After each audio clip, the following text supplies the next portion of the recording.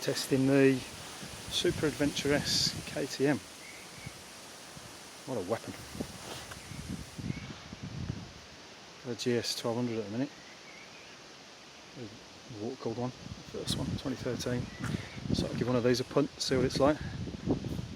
At the minute, it feels like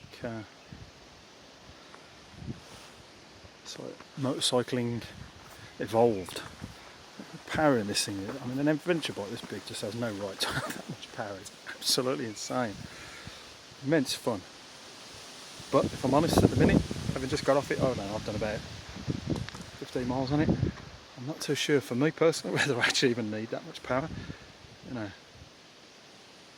it's I'm kind of back 10 years ago to my GSXR 1000 days, you know, sort of arriving on the back of cars before you know it. Nothing wrong with that. Immense fun. Just not 100% sure it's what I want at the minute.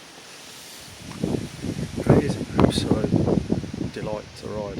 The front end on it is beautiful in comparison to the GS. It's one thing that obviously you getting the dive from the forks in comparison to the telelever, power lever, whichever one is on my GS.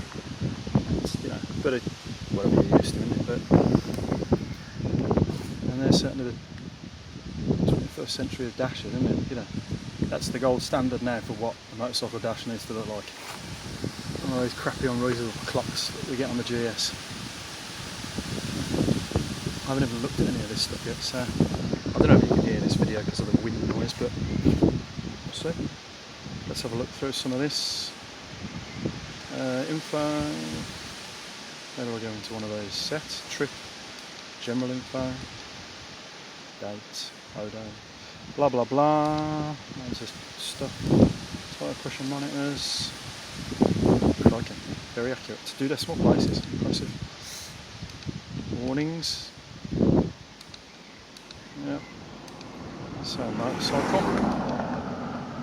See what we've got here. Riding mode. I mean street at the minute. It's, I haven't changed any of these at the minute.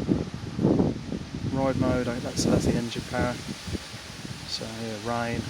I don't know. I think off-road cuts the power to 100 bhp. I don't know if the rain mode does. I might try that in a minute. Sport. Yeah, no. I couldn't see myself ever really using that one. Damping. So street. Certainly it's firmer than the GS. Obviously on the GS I've got the TE, I've only got 3 options, soft, medium and hard. So we've got sport, street, comfort here, so I might put it on comfort actually. Let's see. Bit of an old fart. So street and damping is comfort, so let's see what that feels like. Ride mode, yeah, MTC, that's the traction control, ABS. I can't imagine you'd ever want to turn those off. Load, God knows what, oh okay, yeah, so that's the damping, so that's the preload. Ride. Settings, have I been in here? Favourites, oh okay, what does that do? Trip.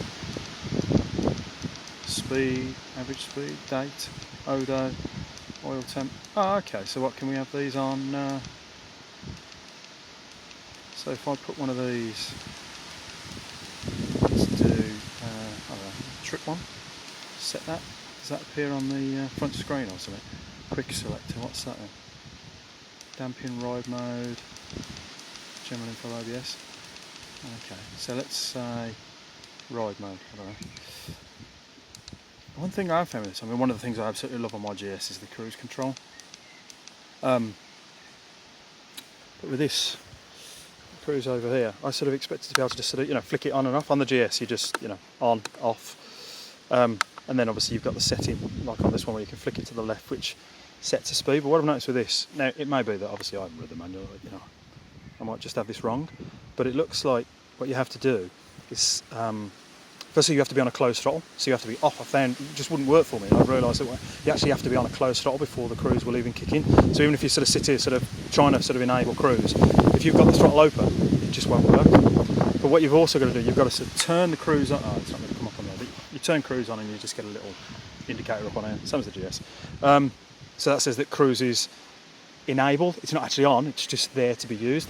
Then close the throttle and then you set it.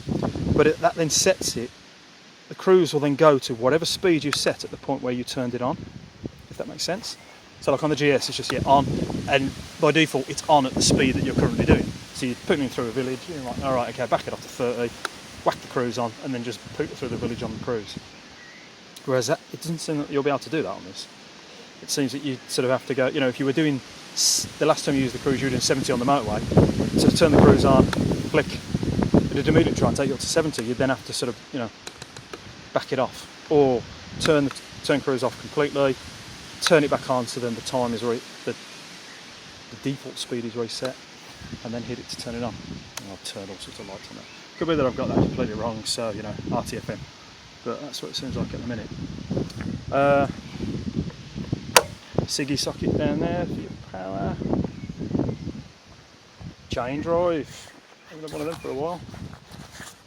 That's the big deal. Shaft or chain, whichever really. Drives the back wheel, doesn't it? It gives them monkeys. Looks mint, I must admit. First time I've seen one. When I walked into the dealer this morning, I didn't get the bike show, so I didn't see one at the show. I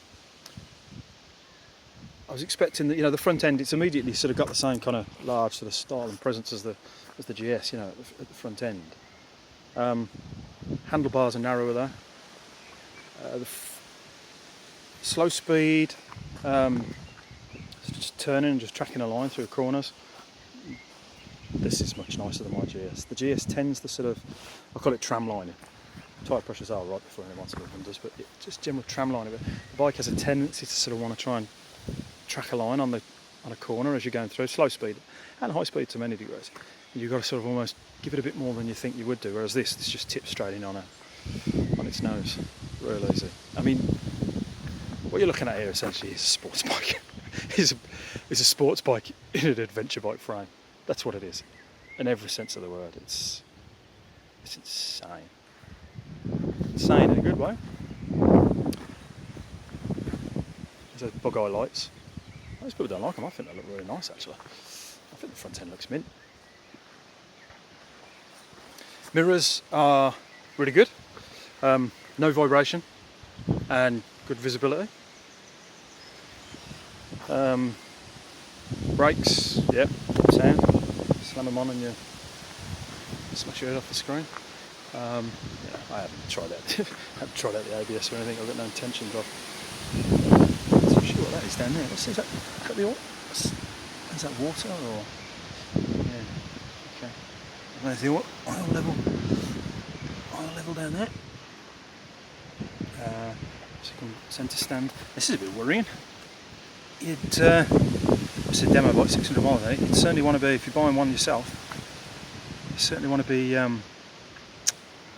getting some helicopter tape or a bit of gaffer tape on there to stop that from wearing away. Obviously from your boots, just catching on it.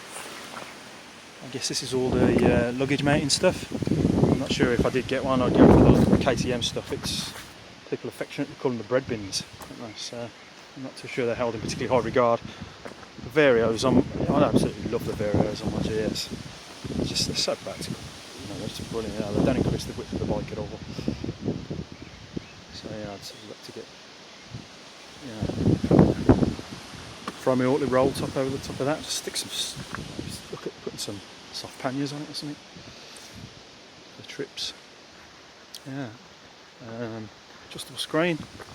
It's pretty easy to, you know, you can do it on the move or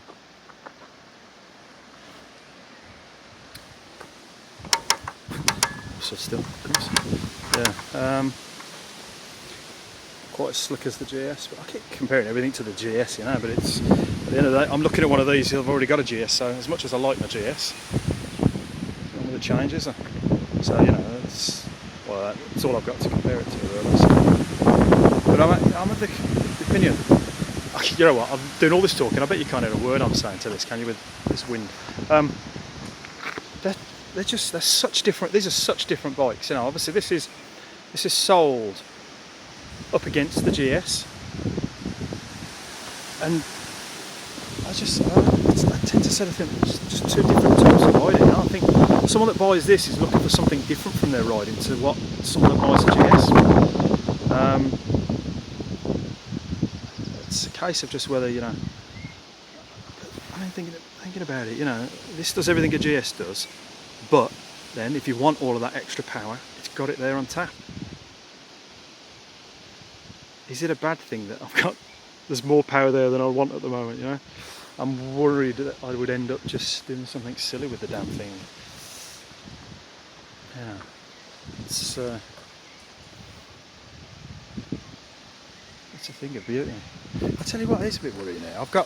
It's keyless ride. Now, interestingly, that's on the BM's the keyless ride is an option. Apparently, it's not an option on these. They all just come keyless ride. So, I mean, I've been stood here. You know, I've got the key in my pocket. That dash isn't going off. Now, is there some way? There's got to be some way of turning that off. Because I mean, let's say I'm camping. The guy said it's like 5 metres away or something. I mean, if I'm camping and like my tent's right next to me bike, the bloody thing's going to stay on all night, isn't it? Surely not. I'm sure there's some way of telling the damn thing to turn off. Have you tried turning it off and on again? What else is there? Oh no, I mean you'll have seen these things on YouTube, haven't you? I haven't even looked at this actually. There's this. It's got a. I don't know if you can see that. It's called a tech box. I believe. You stick your phone in it. Apparently it's got a. Oh, okay. I'd heard it got a USB charge port. I wasn't quite sure how that worked, but so there it is. There, it's actually just a standard USB port. So obviously you just put your own little lead into that and then drop your phone in. That's really clever actually. I mean, again. Thinking outside the box a bit really there, KTM, moving things on. But yeah, I would really like to know how the hell I'm supposed to physically stop the bike, turn that dash off. I'm sure there's a way of doing it. Okay, well there you go. It's a me machine.